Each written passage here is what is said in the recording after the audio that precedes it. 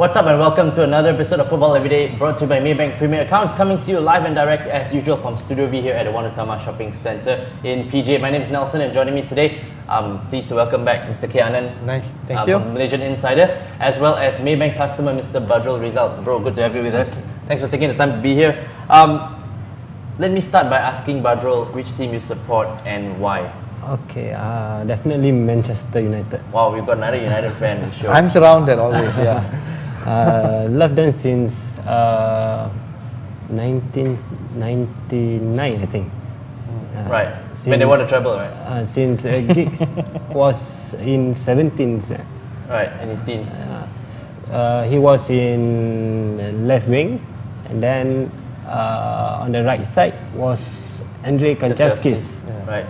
Eric Cantona was in the midfield. Lastly, Mark Hill or Gary Pallister, I think. Right. Yeah. In defence. There was That's totally. That's about the time I kind of started supporting United as well, to be honest with you. Okay, which leads us into our chat for today, starting with results, over the Christmas Boxing Day weekend. Yeah. Anand, let's start with Arsenal's 3-0 win over Sure. Aston Villa at the Emirates. Even without Fabregas in the first half. Yeah.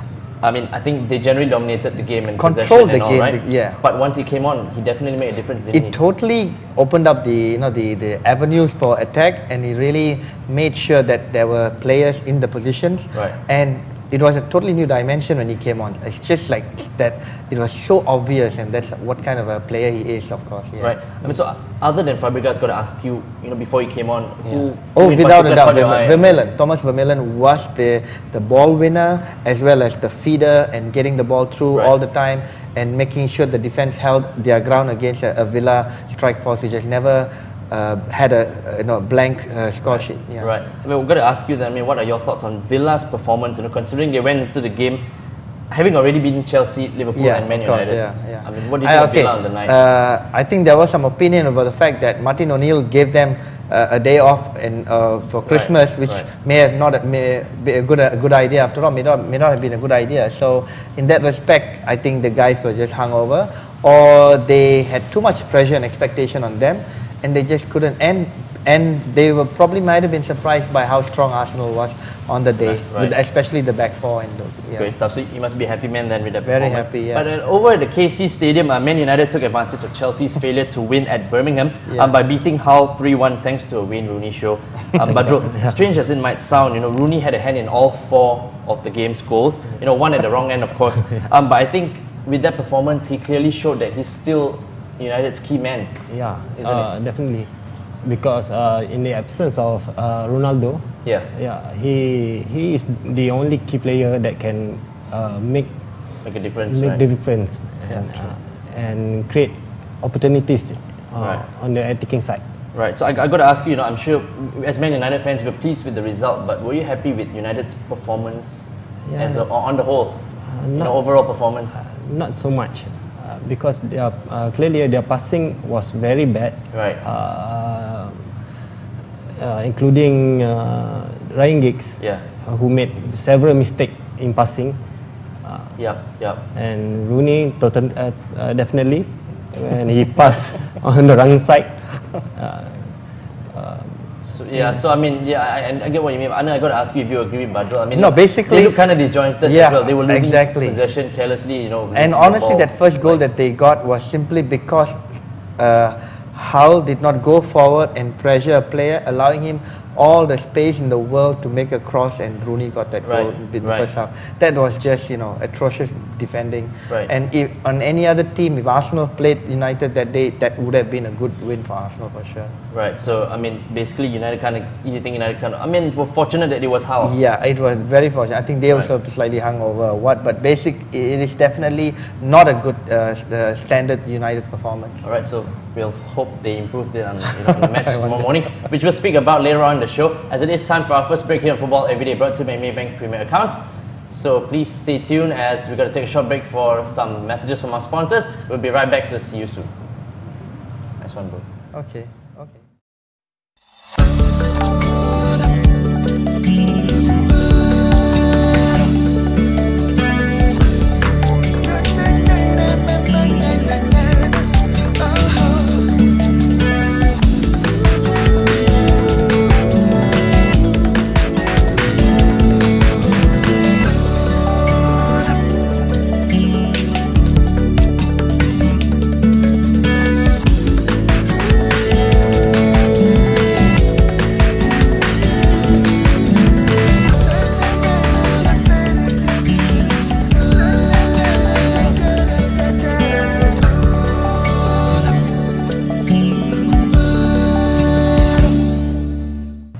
Welcome back to Football Everyday, brought to you by Maybank Premier Accounts here on the second segment of the show. Well, other notable results over the Christmas Boxing Day weekend, saw Tottenham beat West Ham by 2-0 at White Hart Lane, thanks to goals by the returning Luka Modric and Jermaine Defoe, while Birmingham won yet again, this time beating Stoke by a single goal. Also Everton finally ended a run of 7 games without a win as they left it late to beat Burnley 2-0. And Manchester City managed to win by 3-0 at Wolves, making it 2 straight wins for new manager Roberto Mancini. And then we know that after the win, Mancini has said his team could even be title challengers now. So in your opinion, how seriously should we take Mancini and Man City? First of all, it's a bit too early to judge. It's too early to judge. We should never underestimate anyone. I mean, coming from Arsenal, Wenger 10 years ago and all that, we all know where we can lead to. But on the other hand, it's a team which he's just adopted, and they've worked together well. It's probably 2 matches which Mark Hughes would have been able to rally the guys to win. Yeah, I mean it was against Stoke and Wolves. But look, I think what's important was 2 clean sheets. 2 clean sheets, Right? So maybe that has helped the back. But again, Shea Givens is a lot to do with that. Right. I got to ask you as well. I mean, Carlos Tevez is the form man for Man City right now. So would you say he's up there with the best of the best, or you agree with Sir Alex that he's not worth your £30 million? I think he's worth £30 million. He can really charge in like a raging bull. He can make the moves. He can do the crosses and pass, as well as it's 90 minutes of performance. There is no letting down. You agree with Anand about Tevez, but as a United fan? Well, he was in Manchester United.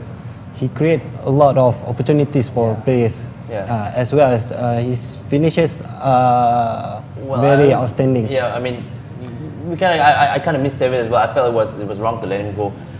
With his work ethic and the unselfishness he brings. But I guess he's still in Manchester, just not with United, right? Well, just this morning, Liverpool managed to make it 2 wins in 2 games after a really long while, I must say. By beating Aston Villa 1-0 thanks to a very, very, very late Fernando Torres goal. And then, although they needed a last-minute goal, this seems like the Liverpool we want to see more often, right? I don't think so. If you ask the fans, I would even go as far as saying Liverpool and Chelsea are really playing well below par. And if you talk to the fans who follow the games, that they will know that the standard has dropped. And these are just lucky wins, if you can call it that. Definitely Aston Villa deserve to win the game. And that's what has got Martin O'Neill very upset. The fact that they had all the chance, and Pepe Reina was doing left, right and centre some excellent saves and all that, kept them in the game. This was just like a really daylight robbery, daylight robbery kind of thing, that they couldn't get the win or draw at least against Liverpool at home. Right, so that's Liverpool for you. So let's get into our email of the week right now, which comes from Lim, who's a Chelsea fan. Speaking about Chelsea, Lim's basically disappointed with the Blues' current form. As I was just saying. And judging from their fortunate 2-1 win over Fulham, they will struggle without their African stars. Contrary to what Carlo Ancelotti might think. Anand, you agree with Lim? Definitely. I mean, everyone has been anticipating the day that Chelsea lose their African stars, and they've been waiting for that, a bit of chaos in probably the lineup. And this has been almost like a bonus that they're already weakened even before the African stars have left. So it's definitely going to be very, very much crisis time for Chelsea in the next 1 month. You agree, Badrul? I mean, about Chelsea in general? They've not been playing well, as Anand said, and now they're going to lose people like Drogba, Essien, and Kalou. Will it affect I think so. Their form? But still, Didier Drogba, I think I'm not sure about Chelsea's previous match, but I think with Ancelotti's idea about bringing Drogba and another one, Anelka was the best. Good point, About pairing them together. Yeah, but the thing is now Anelka will be alone. Honestly speaking, it's not like as though there are some squad players. These are key, linchpins in the Chelsea make, which they're really going to be affected by it. And you don't see people like Bala coming to the, stepping up and doing what John Obi Mikel. Exactly. All right. Thanks for the great email, Lim, and for your efforts. You've picked up a great prize courtesy of Adidas. And if you're a Maybank account holder, do let us know as well. And you'll also take home an exclusive Maybank pack consisting of a Maybank bag and another Adidas Premium.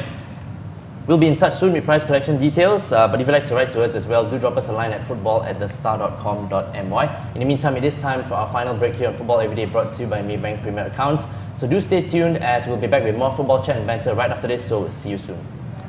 And talking about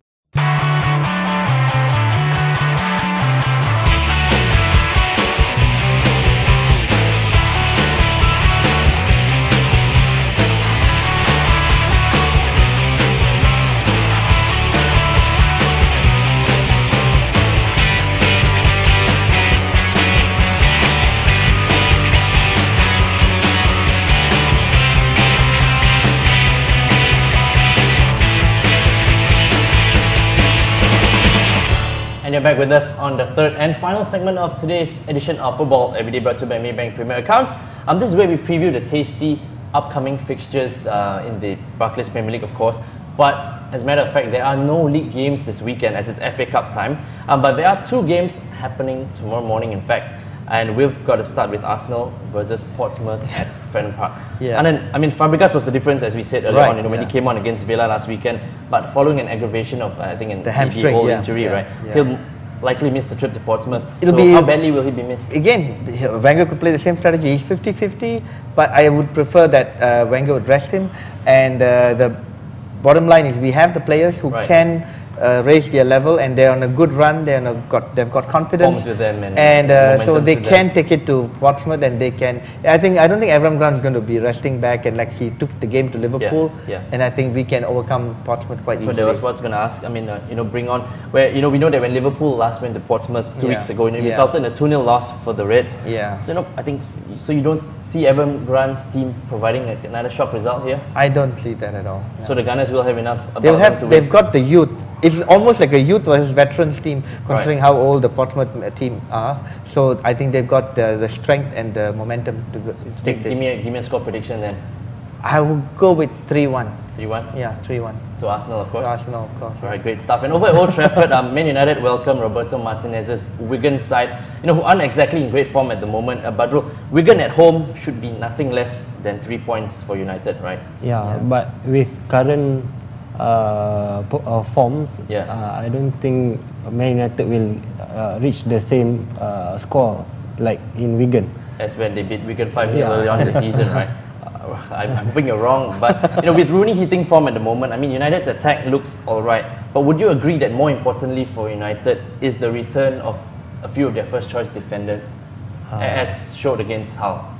I don't think so, because they have been resting for a while, right? And then they might not have the same momentum as the current players performing. So I think by letting the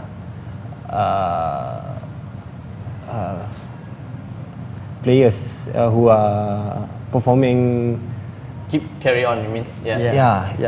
Just it might be better. Anand, you see Wigan getting a result, or will it be 3 points for United? It'll be quite easily 3 points for United. Maybe not easily, but Wigan could try and make a fight. But again, they've got their ideals, and they're not going to just park the bus, and they will try. And United have much more to lose, and and considering what Wayne Rooney has commented that he doesn't want to face the hairdryer treatment, I think all the players will probably have the same fear. And want to end the year on a good note, to stay up there with Chelsea. They have to. They can. There's no letting. Right. So they have to win. Give me a score prediction then, Badru. I think maybe 3-0. 3-0 United.